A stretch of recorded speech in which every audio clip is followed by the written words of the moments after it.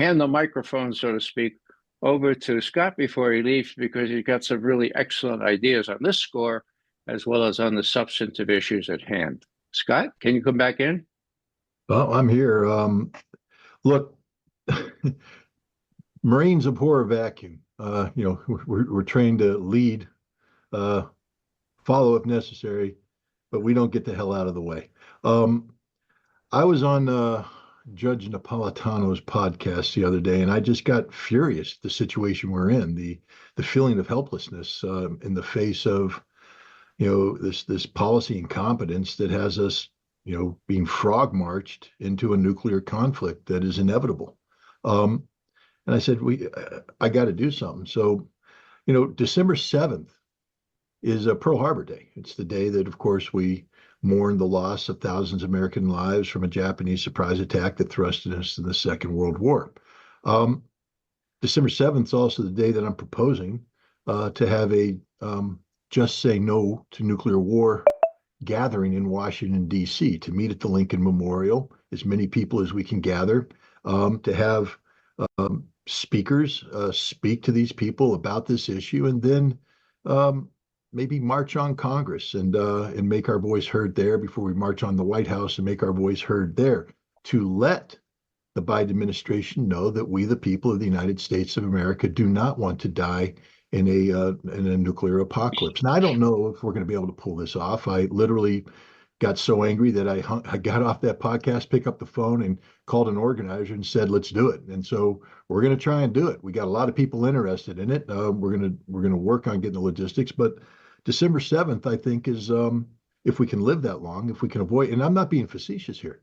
I just want people to know that if Blinken convinces Biden to let the Ukrainians fire more Scalp missiles or Storm Shadow missiles or ATACMS into Russian territory, the Russians have said the response is automatic. The orders have been given, the decisions have been made, and they will immediately strike a target. And depending on what is struck will determine the target they strike. And their targets aren't limited to Ukraine, meaning that if you want to play big boy games, they're going to hit you with big boy targets. And they've already said maybe the best target they could hit is the American anti-ballistic missile facility that just opened up in Poland. That's an attack against the United States. That's an attack against NATO. Article 5 surely would be referenced and discussed. And then we have the potential of a direct conflict between NATO and Russia. And that goes to nuclear war almost immediately. And this could happen tonight. While we're speaking, this could literally happen tonight. Automatically, you may not wake up in the morning. It could be that quick. So what are we going to do about it? Just sit back and let it happen? Hope that the Biden administration doesn't go full score crazy? Pray that Donald Trump does something? I've reached out to the Trump, transition team. And I said, now is the time for your voice to be heard, team. And I said, now is the time for your voice to be heard. Because whether you voted for him or not, it doesn't matter. He won the election.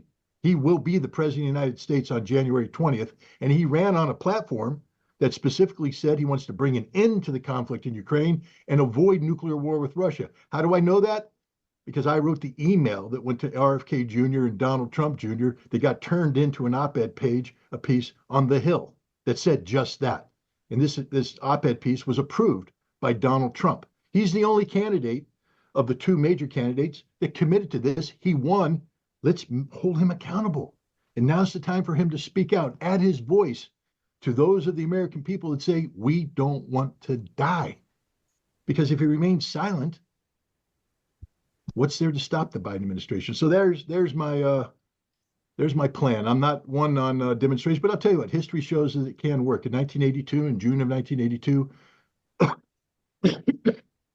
1 million people gathered in Central Park to protest against nuclear war and in favor of nuclear of disarmament. And 5 years later, the Intermediate Nuclear Forces Treaty was signed, and we got rid of these weapons. We pulled out of that treaty in 2019.